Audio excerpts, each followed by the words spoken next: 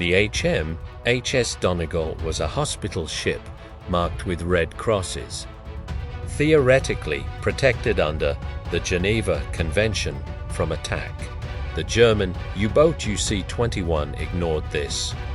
At 8:35 in the morning, a torpedo struck the Donegal. The ship began to sink. Arthur Priest, who had now survived for previous maritime disasters, entered the water for the 5th time. This time, something was different. The water was exceptionally cold. The ship sank faster than previous vessels. Dozens of wounded patients and crew members did not make it. 40 people died. Arthur Priest survived. But those who knew him said he was not the same man who came out of the water after the Titanic. Something had changed. Arthur Priest survived the 5th sinking. He was rescued, treated, and eventually returned to Southampton. Contemporary accounts suggest he was significantly affected by his wartime maritime experiences, what we would today recognize as symptoms of post-traumatic stress. He returned to work on ships after the war because it was all he knew.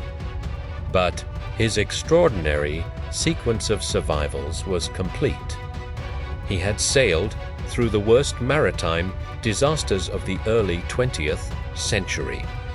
He had entered freezing ocean water 5 separate times. He had outlived thousands of his fellow crew members. He was, by any statistical measure, the most improbable survivor in maritime history. Let's put Arthur Priest's survival into actual numbers.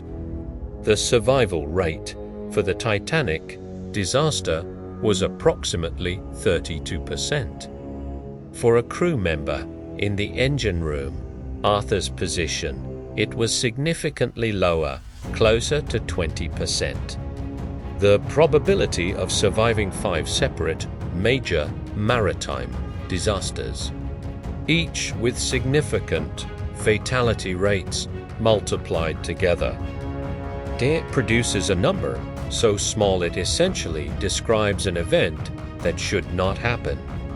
Mathematicians who have studied Arthur Priest's case have compared the probability to winning a major lottery multiple times. It did not happen by design. It did not happen by preparation. It femme things evolvent pas simply à peine.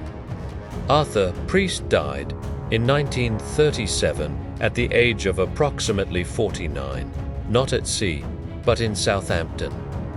He died in relative obscurity, without significant recognition, for a life story that should have been front-page news worldwide. His story is preserved primarily in maritime historical records, in the accounts of other survivors, and in careful documentation. He did not write a memoir. He did not give famous speeches.